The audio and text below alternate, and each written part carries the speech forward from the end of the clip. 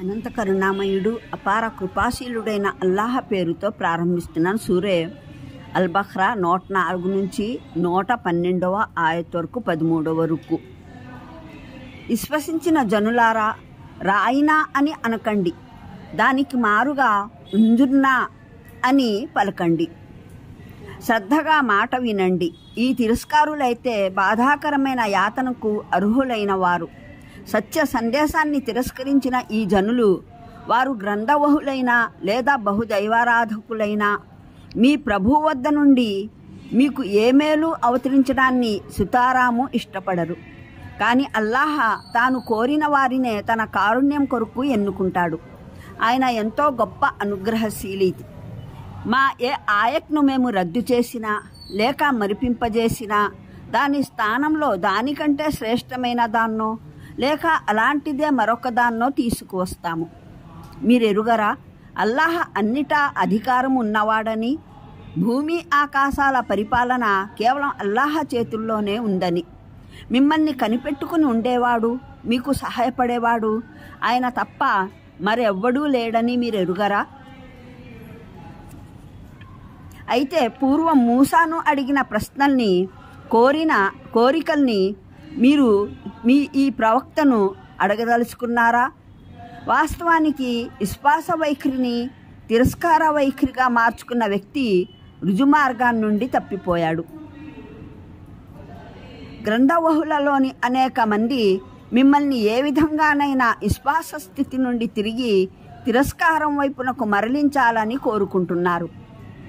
సత్యం వారికి ప్రస్ఫుటంగా వ్యక్తమైనప్పటికీ తమ ఆంతర్యంలోని అసూయ కారణంగానే మీ విషయంలో వారిలా కోరుకుంటున్నారు. అల్లాహ్ స్వయంగా తన తీర్పును అమలుపరిచే వరకు దీని పట్ల మీరు చూపోపుతో మన్నింపుతో మెలగండి. భరోసా ఉంచండి, అల్లాహకు అన్నిటా అధికారం ఉంది. నమాజ్ను స్థాపించండి, జకాత్నివ్వండి. మీ భవితవ్యం కొరకు మీరు ముందుగా పంపే ప్రతి సత్కార్యాన్ని అల్లాహ్ వద్ద కానగలుగుతారు. మీరు చేసేదంతా అల్లాహ్ చూస్తూనే ఉన్నాడు. ఒకడు యూదు కానంత వరకు లేక క్రైస్తవుల అభిప్రాయంలో క్రైస్తవుడు కానంత వరకు స్వర్గంలో ప్రవేశించలేడు అని వారు చెబుతున్నారు. ఇవన్నీ వారి ఆకాంక్షలు. మీరు మీ వాదనలో సత్యవంతులే అయితే దానికి మీ ఆధారం ఏమిటో ముందుకు తీసుకురండి అని వారిని అడగండి. వాస్తవానికి ప్రత్యేకత అంటూ మీకు లేదు, మరెవ్వరికీ లేదు. సత్యం ఏమిటంటే తన వ్యక్తిత్వాన్ని అల్లాహ్ విధేయతకు సమర్పించుకున్నవాడు క్రియారూపంలో సదాచారుడై కూడా ఉన్నట్లయితే అతనికి తన ప్రతిఫలం తన ప్రభువు వద్ద లభిస్తుంది. ఇలాంటి వారికి ఏ విధమైన భయం కానీ విచారం కానీ కలిగే ఆస్కారం ఏమాత్రం లేదు.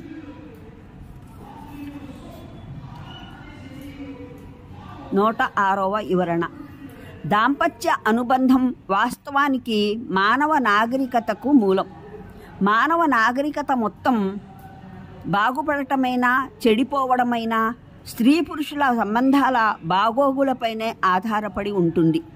కనుక మనిషి ఉనికికి, మొత్తం సమాజం ఉనికికే ప్రాతిపదిక అయిన వృక్షం వేరులనే నరికివేసే వ్యక్తి అధమాతి అధముడైన దుర్మార్గుడు. ఓ హదీసులో ప్రస్తావించబడింది, ఇబ్లీష్ శైతాన్ తన కేంద్రం నుండి భూమిపై నలువైపులకు తన ఏజెంట్లను పంపుతాడు. ఆ ఏజెంట్లు తిరిగి వచ్చి తాము సాధించిన ఘనకార్యాలను వినిపిస్తారు. ఒకడు వచ్చి నేను ఫలానా ఉపద్రవాన్ని రేపానని, మరొకడు ఫలానా చెడుగును వ్యాపింపజేశానని నివేదించుకుంటాడు. కానీ ఇబ్లీష్ వాళ్ళందరితో నువ్వు చేసింది గొప్ప పనేమీ కాదని అంటూ పోతాడు. అప్పుడు ఒకడు వచ్చి నేను ఒక స్త్రీ పురుషుల జంటను విడగొట్టి వచ్చానని చెబుతాడు. అది విన్న ఇబ్లీష్ అతన్ని గుండెలకు హత్తుకుంటాడు. నీవు చేసింది గొప్ప పని అని అంటాడు. ఈ హదీసును పరిశీలిస్తే పరీక్ష నిమిత్తం పంపిన దైవదూతలను స్త్రీ పురుషుల మధ్య ఏర్పాటు సృష్టించే జాల విద్య బనీ ఇస్రాయిల్ ముందుంచాలన్న ప్రతిపాదన ఎందుకు జరిగిందో బాగా అర్థమవుతుంది. వాస్తవానికి వారి నైతిక పతనాన్ని సరిగ్గా అంచనా వేయాలంటే ఈ ఒక్క కొలబద్ద భార్యాభర్తల మధ్య సంబంధాన్ని పరీక్షాంశంగా నిర్ణయించడం ద్వారానే సాధ్యమయ్యేది. ఈ రుకు, దీని తరువాతి రుకులో ప్రవక్త మహానీయుల సల్లల్లాహు అలైహి వసల్లం అనుయాయులను సంబోధించడం జరిగింది. వీటిలో ఇస్లాంతో పాటు ఇస్లామీయ సంఘానికి ప్రతికూలంగా యూదుల పక్షాన కొనసాగుతున్న దుశ్చేష్టలను గురించి వీరిని హెచ్చరించడం జరిగింది. వారు ముస్లింల హృదయాల్లో సృజిస్తున్న కుశంకలకు సమాధానాలు ఇవ్వడం జరిగింది. ముస్లింలతో యూదులు మాట్లాడే సందర్భంలో ప్రస్తావనకు వచ్చే ముఖ్యమైన అంశాలను చర్చించడం జరిగింది. ఈ సందర్భంలో గుర్తుంచుకోవలసిన విషయం ఏమిటంటే, ప్రవక్త మహానీయులు సల్లల్లాహు అలైహి వసల్లం మదీనా చేరిన తర్వాత చుట్టుపక్కల ప్రాంతాల్లో ఇస్లాం సందేశం వ్యాప్తి చెందినప్పుడు యూదులు అనేక చోట్ల ముస్లింలను మత సంబంధమైన చర్చల్లో ఇరికించే ప్రయత్నం చేసేవారు. రంధ్ర అన్వేషణలు, కుశంకలు, ప్రశ్నల్లో నుంచి ప్రశ్నను లేవనెత్తే తమ రోగాన్ని ఆ సాదాసీదా జనానికి అంటబెట్టాలని కోరుకునేవారు. స్వయంగా ప్రవక్త మహానీయులు సల్లల్లాహు అలైహి వసల్లం కూర్చునే సమావేశాల్లోకి వచ్చి వంచనా శిల్పంతో కూడుకున్న తమ మాటల ద్వారా తమ నీచ బుద్ధిని బయట పెట్టుకునేవారు. యూదులు మహాప్రవక్త సల్లల్లాహు అలైహి వసల్లం సన్నిధిలోకి వచ్చినప్పుడు సలాం చేయడంలోనూ మాట్లాడటంలోనూ సాధ్యమైనన్ని విధానాలుగా తమ కడుపు మంటను వెళ్ళగ్రక్కుకునేందుకు యత్నించేవారు. ద్వంద్వార్థాలు వచ్చే మాటలు పలికేవారు. బయటికి ఒకటి చెప్పి లోపల మరొకటి పలుక్కునేవారు. బయటికి వినయం, సంస్కారం కనబరుస్తూ చాటుగా ప్రవక్త సల్లల్లాహు అలైహి వసల్లంను అవమానపరచడంలో ఏ అవకాశాన్ని జారవిడిచేవారు కారు. ఖురాన్లో మున్ముందు వస్తున్న ఆయత్లలో ఇలాంటి అనేక దృష్టాంతాలను ఎత్తి చూపడం జరిగింది. ప్రస్తుతం ఒక ప్రత్యేకమైన పదాన్ని ప్రయోగించకుండా ముస్లింలను వారించడం జరిగింది. అది ద్వంద్వార్థం గల పదం. ప్రవక్త మహానీయుల సల్లల్లాహు అలైహి వసల్లంతో సంభాషించేటప్పుడు యూదులు కాస్త ఆగండి, ఈ మాటను మమ్మల్ని అర్థం చేసుకోనివ్వండి అనవలసిన సందర్భంలో వారు రాయినా అనేవారు. ఈ పదానికి ఒక అర్థం ఏమిటంటే, మా పట్ల కాస్త సైరణ చూపండి, నెమ్మదిగా మాట్లాడండి, లేక మా మాట వినండి అని. కానీ ఇంకా అనేక ఇతర భావాలకు అవకాశం ఉండేది.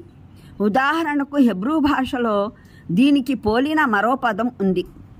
దాని భావం నీవు చెవిటి వాడవు అవుగాక, విను అని వస్తుంది. స్వయంగా అరబీలోనూ దీనికి మరో అర్థం ప్రగల్భాల రాయుడని, మూర్ఖుడు, బుద్ధిహీనుడని వస్తుంది. అలాగే ఈ పదాన్ని సంభాషణ జరుగుతున్నప్పుడు మధ్యలో నీవు మా మాటను వింటే మేము నీ మాటను వింటాము అనవలసిన సందర్భంలోనూ ప్రయోగిస్తారు. ఇంకా మాటను కాస్త ఒత్తి రాయినా అని కూడా పలికేవారు. దానికి అర్థం ఓ మా గొర్రెల కాపరి అన్నది. ఈ కారణాల వల్ల ముస్లింలను ఈ పదం వాడరాదని ఆదేశించడం జరిగింది. దీనికి బదులుగా ఉంజుర్నా అని పలకవలసిందని చెప్పడం జరిగింది. అంటే మా వైపు కాస్త శ్రద్ధ చూపండి, లేక కాస్త మమ్మల్ని అర్థం చేసుకోనివ్వండి అని అర్థం. ఆ ఆదేశం తర్వాత శ్రద్ధగా మాట వినండి అని చెప్పడం జరిగింది.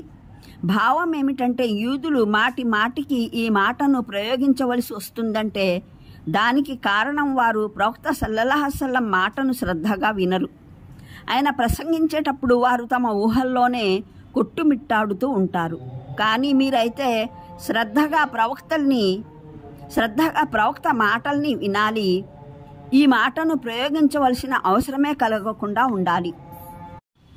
అనంత కరుణామయుడు, అపార కృపాశీలుడైన అల్లాహ్ పేరుతో ప్రారంభిస్తున్నాను. సూరే అల్-బఖ్రా 104 నుంచి 112వ ఆయత్ వరకు 13వ రుకు. విశ్వసించిన జనులారా, రాయినా అని అనకండి, దానికి మారుగా ఉంజుర్నా అని